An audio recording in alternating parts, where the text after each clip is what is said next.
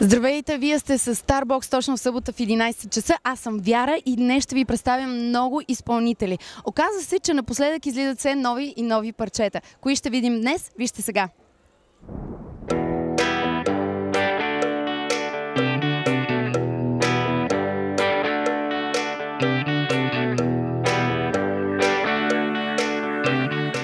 Здравейте на всички! В момента се намирам в компанията на Стефан Илчев и Кари. Здравейте!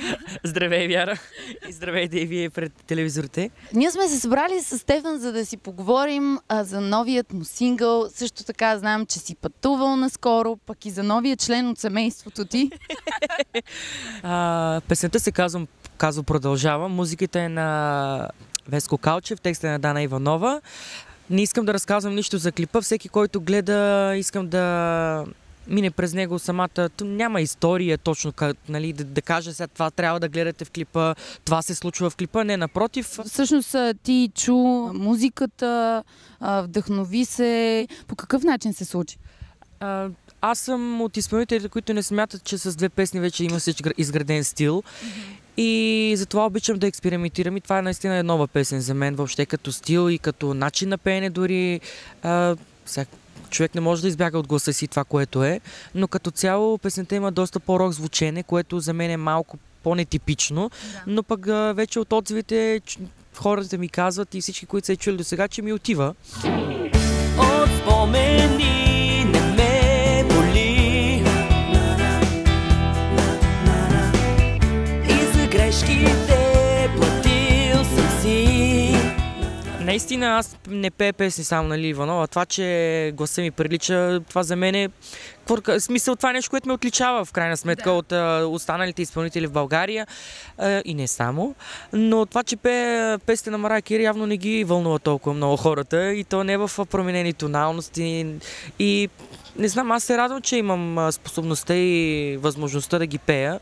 И благодаря на Господ за таланта и за гласа, който ми е дал, защото това не е нещо, което си го намерил на пътя или си го купил с пари. Това са първите звуци, които Кари издава, между другото. По-сериозни. Тя иска и тя музикална кариера, между другото. Не знам дали какво иска, но ще го получиш на по-късен етап. Когато започна да пееш и чу, че имаш такива възможности, височини, такива невероятни, дето не всички изпълнители ги имат, стресна ли се? Какво си каза?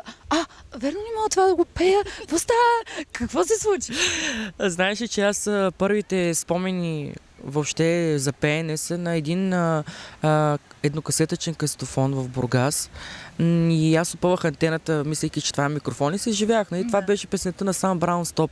И съм бил на около 3-4 години, 5 максимум. И мислиш ли според тебе, че дете на тези години осъзнава какво въобще прави?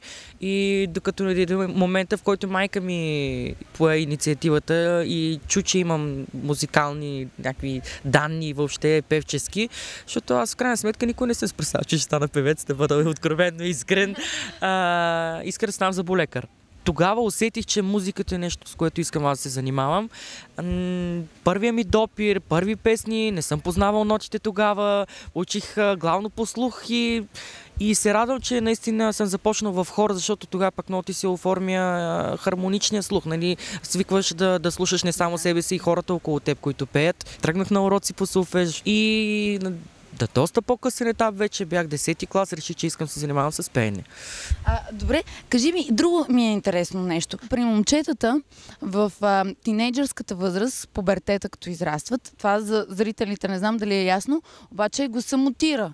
Особено пък при момчетата, то е ясно, че мутира. И ако пееш от малък, всички много се притесняват момчета, като мине тази възраст, да не им се промени гласа. Точно когато бях в хора, усетих, че има почва лека по лека да се променя гласа ми, но нямаше този период, в който да ти прескача, нали, такива. Да, и до ден днешен аз си говоря с гласа, с който съм говорил преди 15-20 години. I'm sick of boring days and emptiness. How many times I felt this way? Когато имаш изпълнение на живо, винаги всички са възхитени. По какъв начин вече го възприемаш, защото ти вече си свикнал с това? В крайна сметка, това е нещо, което за мен е нормално, нали? Който го чуе и на който му харесва, окей.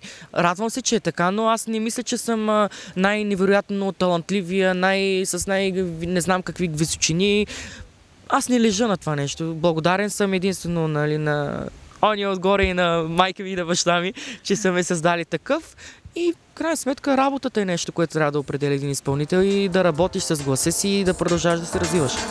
Just come with me, I'll be, you'll see, your sweetest dream. So come get up, just feel better, make me feel alive again. Добре, като продължаваме с усмивка, Ями, кажи, сигурна съм, че като си се върнал от щатите, си бил с много голяма усмивка, нали така? Докато бях там, бях с много голяма усмивка, но докато не казах в София. И всеки един изминал път, когато напускам България и като се върна, осъзнавам наистина колко нещата при нас са назад. Казвам го със съжаление и прискърбие наистина. Би ли направил и крачката и би ли се решил да отидеш там и да поставиш от нулата начало, защото там никой няма да знае кой си ти. Там не си Стефан Илчев като в България, но би ли направил тази крачка? Замислил съм се много пъти по този въпрос, защото няма какво да се лъжем. В България музика не се продава. И аз още от България прегледах, преди да замина, да видя програмата в Нью Йорк, кой ще пее въобще къде. И като видях името на Брайан Макнайт, веднага отворих да си поръчам билети да си купя, но за съжаление в нашата държава не може да си купим билети за Брайан Макнайт, тук дори и чрез интернет. И отивайки там, на втория ден още аз питах къде е това заведение. Това е на BB King заведението в Нью Йорк. Отидох в заведението, беше близо до хотела, слава богу. И вечерта преди концерта аз купих билети. И отиваш, нареждаш се на опашка, точно как сме гледали по филмите. Голяма, да. Слава богу, момчето, което беше на каста на билетите, ми каза, ако искам да намеря хубави места да седна и да гледам нормално, да дойда по-рано. Да. Отидох по-рано и бях около 10-15 на опашката. И с течение на времето, само като се обърна назад, тази опашка ставаше все по-безкрайна и не виждаш края. Той е безумно талантлив, произхожда от страшно музикално семейство. Има дует с Марайан Кери и просто при мисълта, че този човек се е докосал до моя идол и не съвсем допринася вече за по-така чувствителната атмосфера. Това е втория ми път в Нью Йорк. Отново в същата компания, благодаря на Руми, която ми направи страхотна изненада за рождения ден, за която аз разбрах доста по-късно, докато не беше вече абсолютно всичко резервирано, хотел, самолетен билет и 2 седмици преди да замина, аз разбрах, че заминавам за Ню Йорк. Вау, това е яка изненада, вау! Даже ме събудиха рано сутринта да ми кажат, аз бях на работа и ме събудиха в 10, всички знаят, че тогава спя, но с тая новина и аз директно затворих телефона, как ви не сте нормални, що ме будите, 1 април мина отдавна, нали, няма, и въобще не им повярвах в началото. Запознай ме с това момиче, моля ти се. Аз имам на 1 декември рожден ден. Добре, няма проблем. Да, може да е предварително, смисъл. По-рано да се срещнем. Добре, ти явно си е спечелил като приятел. Откъде се познавате с Руми? Как сте станали толкова близки, за да ти подари такъв подарък? Тя трябва да те обича страшно много. Аз също обичам страшно много. Запознахме се в пиано бара, в който работих преди време. Това за мен е истински приятел. Може да си споделим абсолютно всичко, така и правим по принцип. И сме пътували вече не веднъж. А заедно ли пътувахте сега с нея? Заедно пътувахме, да. Да. Беше малко по работа, аз леко по развлечения.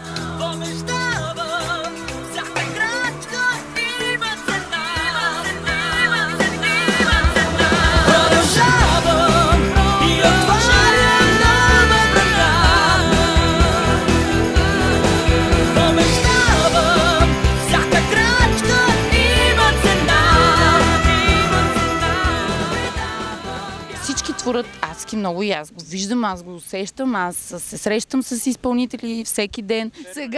Сега има някакъв много голям бум. Какво смяташ по този въпрос? Аз се радвам наистина и тук е момента да благодаря много на Box TV, защото в крайна сметка липсваше така телевизия в ефира на България и то да пуска музиката, която всеки каза, тя няма българска поп-музика. Как да няма българска поп-музика? Няма български медии, които да я отразят. Нали? Примерно това е като един нормален човек, който да отиде на работа и да не вижда ползата от труда си. Кой ще го направи? Не може да очакваш да очакваш без да дадеш. А ние даваме, в същото време никой не ти подава ръка на среща. В крайна сметка медиите са те, които определят кой ще е актуален, кой, нали, къде ще го пускат. Кажи ми, Кари, на какъв език ще говори сега? Надявам се да не говори. Викаш, по-добре да не говори много. По-добре да не говори, да. Защото така малките кученца знам, че издават едни звуци доста интересни, малко по-високите октави. Аз не съм... На кой да се метне, бе? Не знам, не разбирам. Понеже имам и друго куче, Джак Расел, те още не са се срещали, между другото. Отидох да питам, че имаше малък проблем и аз исках да питам ветеринар и видях тази красавица на витрината и моите ангели не издържаха и просто... А тя зарадва ли ти се, като те видя? Почна ли да те целува, нещо да те иска да се гушка? Най-странното беше, че както я вземеш и както я оставиш, тя така оставаш като играчка. Вземаше, оставаше в чантата, тя седи в чантата, ама не мърда. Нормално е, то е стресирано животинчето, но това бяха първите 2 часа. Ще я включиш ли в някой видеоклип? Не съм мислил още по въпроса. Може, наистина. Тя си е красавица, не може да не я включиш в някой видеоклип. Ако слуша и продължава да е така красива, ще влезе непременно в някой видеоклип. Добре, пожелавам ви едно задружно съвместно съжителство и в колата, и в апартамента, и на участия и дано да стигне висотите на твоя талант. Не знам още не знам каква насока ще почне таланта и аз си пожелавам наистина да слуша повечко, да е все така жизнено кученце и пък вече оттам нататък, каквото дойде. А ти да продължаваш да твориш повече и повече и да ни радваш с новите си парчета. Благодаря ти много, благодаря и на Box TV и на всички зрители да продължават да слушат българска музика.